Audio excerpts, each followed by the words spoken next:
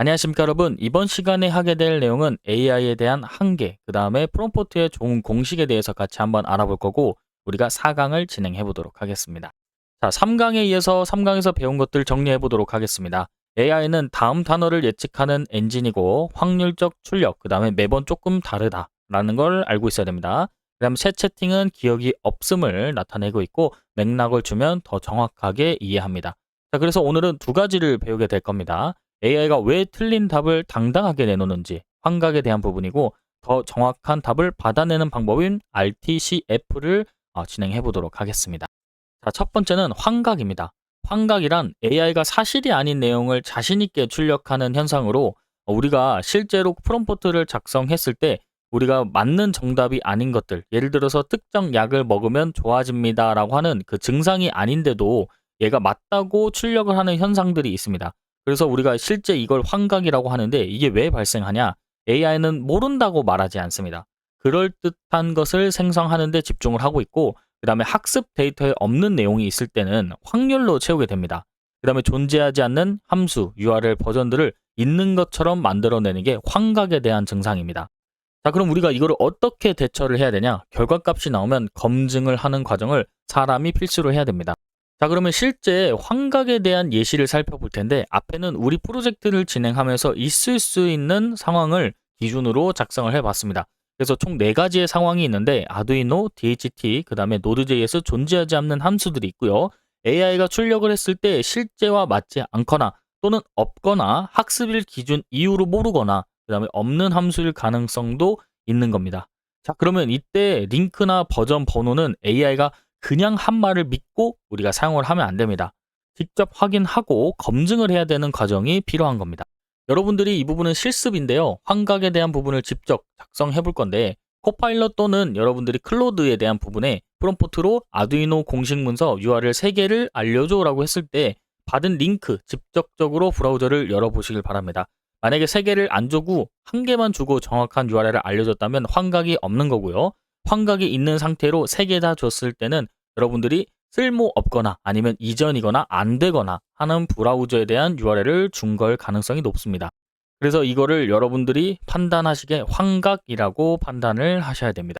자, 그럼 AI를 믿으면 안 되는가? 또 그것은 아닙니다. 용도에 따라 다른 것이고, AI를 믿어도 되는 것은 코드 구조, 로직 생성, 그 다음에 에러 원인 분석을 하거나 개념 설명, 대략적인 걸 기준으로 합니다.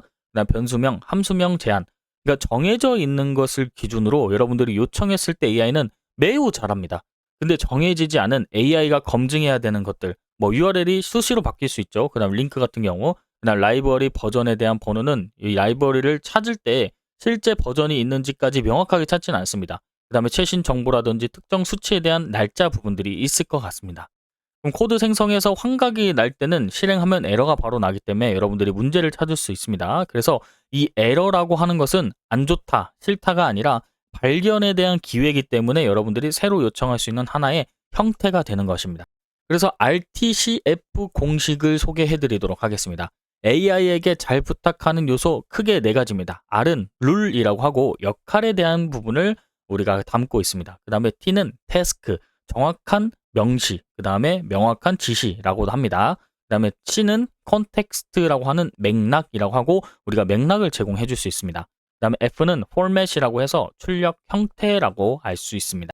그래서 하나하나 같이 살펴보면 R은 룰이라고 했죠. 그래서 역할을 부여하는 부분이고, AI에게 어떤 전문가처럼 답해달라고 먼저 실행을 합니다. 그래서 없을 때는 그냥 코드 짜줘 이렇게 얘기하는 게 아니라, 너는 Node.js 백엔드 개발자야, 코드를 짜줘 이렇게 하면 조금 더 어떤 전문가에 해당하는 역할을 가지고 있기 때문에 AI가 그 역할을 기준으로 전문성을 가지고 있을 수 있습니다.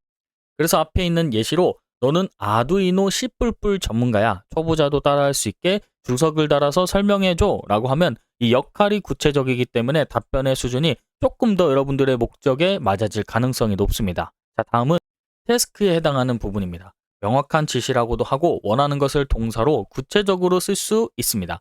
자, 모호한 지시는 다음과 같습니다.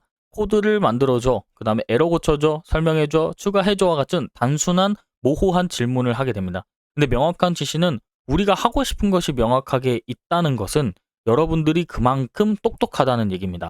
그러려면 여러분들이 기초적인 기식을 어느 정도는 알고 있어야 되고 아예 모르면 안 된다는 것입니다. 그래서 이 코드가 하는 일을 세 줄로 요약해줘 또는 기존 코드의 온도, 임계값 판단 기능을 추가해줘 라고 하면서 여러분들이 조금 더 명확하게 지시를 할 수 있어야 됩니다. 그래서 땡땡 해줘를 구체적으로 동작으로 바꾸면 여러분들이 조금 더 명확한 지시가 됩니다. 다음으로는 콘텍스트, 맥락에 해당하는 부분이고요. AI는 지금 내가 어떤 상황인지 어떤 상황에 처해 있는지도 정확하게 모릅니다. 자, 그럼 우리가 꼭 포함해야 될 것 4가지가 있습니다. 현재 코드 또는 에러를 메시지를 복사 붙여넣기 하는 과정이 있고요. 그 다음에 사용 중인 라이벌이나 버전이 있을 수 있습니다. 그 다음에 보드의 종류 또는 OS가 있고 이미 시도해본 것들도 있을 수 있습니다.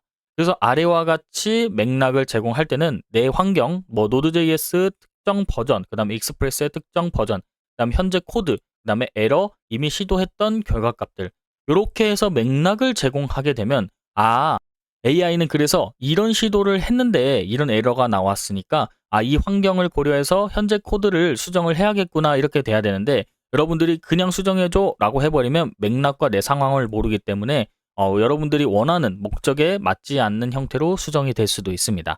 그래서 여러분들이 컨텍스트라고 하는 맥락을 제공을 잘 해주셔야 됩니다. 다음은 F, 포맷에 해당하는 부분입니다. 출력 형식이라고 하고요. 원하는 형태를 명시하는 게 좋습니다. 코드 지정에서 여러분들이 코드 블록으로 표로 정리해줘 또는 3단계로 나눠줘 주석 포함해서 한 파일로 라고 하는 것은 각각의 효과들을 가지고 있습니다. 그래서 여러분들이 보시기에도 조금 더 도식화된 자료로 나오게 되고 여러분들이 조금 더 이해하기 편한 형태로 나오게 되는 겁니다. 만약에 여러분들이 이 포맷에 해당하는 출력 형식을 맞추지 않고 AI가 임의적으로 만들게 되면 여러분들이 이해하기 어렵거나 또는 형식이 그대로 나오지 않아서 다시 한번 요청하게 되는 불상사가 발생하게 되고 그럼 거기서 토큰이 발행이 되면 여러분들이 비용을 더 지불해야 되는 형태가 되는 겁니다. 그래서 한번 요청을 할 때 이 포맷의 형식을 맞춰서 요청하게 되면 여러분들이 원하는 질문이나 목적에 맞게끔 답변을 받기 쉽습니다. 자, 그래서 전체적으로 RTCF에 대해서 살펴봤고요. 여러분들이 프롬프트에 대한 비교를 해볼 건데 나쁜 예와 좋은 예를 기준으로 같이 한번 진행해 볼 겁니다. 나쁜 예는 온도 센서 코드 짜줘 라고 해버리면 이게 어떤 센서인지 어떤 언어인지 어떤 핀 번호인지를 모르기 때문에 그냥 임의로 짤 수 있습니다. 그러면 다시 한번 프롬프트를 작성해서 특정 핀 번호 어떤 센서 어떤 언어인지 다시 한번 요청하게 되면 또 토큰 값이 발생하게 되는 거죠. 자, 두 번째로 좋은 예시는 RTCF를 적용하는 겁니다. 그래서 너는 아두이노 코드 C++ 전문가야. 그 다음에 DHT22 센서로 온습도 제어를 읽어서 1초마다 시리얼 모니터에 출력하는 코드를 작성해줘. 보드는 아두이노 우도, 핀 번호는 D4로 되어 있다. 그다음 주석을 줄마다 달아서 한 파일로 만들어줘 라고 하면은 여러분들이 프롬프트를 작성할 때 조금 귀찮을 수도 있죠. 근데 이렇게 좋게 여러분들이 프롬프트를 작성을 하면은 같은 요청이더라도 맥락의 유무에 따라서 결과의 품질이 달라지는 형태가 되는 겁니다. 자, 그래서 여러분들이 이 나쁜 예와 좋은 예를 살펴보고 내가 평소에 프롬프트를 짜고 계셨을 때는 내가 잘 짜고 있는지 확인해 보실 필요가 있고요. 그 다음에 두 번째로 여러분들이 앞으로 사용하실 분들은 좋은 프롬프트의 예시 RTCF를 기준으로 적용해서 프롬프트를 짤 수 있도록 하면 더 좋을 것 같습니다. 다음은 RTCF 템플릿, 에러 해결할 때 필요한 부분들입니다. 그래서 제가 요거는 강의 중에 제공을 해드리는 거고 너는 언어 또는 환경 전문가야. 그 다음에 아래 원인 코드에 대한 분석을 해달라고 하고 그 다음에 에러 메시지, 현재 코드, 출력에 해당하는 부분들을 여러분들이 에러를 해결하실 때 쓸 수 있는 RTCF 포맷을 제공해드리도록 하겠습니다. 그래서 실습입니다. 직접 채워보시면 되고요. RTCF를 기준으로 구성하시되 상황을 제가 드릴 겁니다. Node.js 익스프레스 서버에서 req. 그 다음에 body가 undefined라고 하는 에러가 나타났다 라고 하는 상황을 기준하고 있습니다. 여러분들이 Node.js 익스프레스 서버 잘 모르실 수 있습니다. 그래서 작성을 하는 거고요. 이 만든 프롬프트를 클로드 또는 코파일럿 채팅에 여러분들이 입력해서 결과값을 받아서 확인해 보시면 좋겠습니다. 꼭 실습해보고 넘어가시는 걸 추천드리도록 하겠습니다. 그래서 이번 강의에 대한 핵심 정리를 해보도록 하겠습니다. 환각에 대해서 배웠습니다. 환각은 AI가 없는 내용을 자신있게 말하는 현상으로 코드는 실행, 그 다음에 URL은 직접 열어서 확인하는 검수 과정을 거쳐야 되고요. 그다음에 RTCF라고 배웠습니다.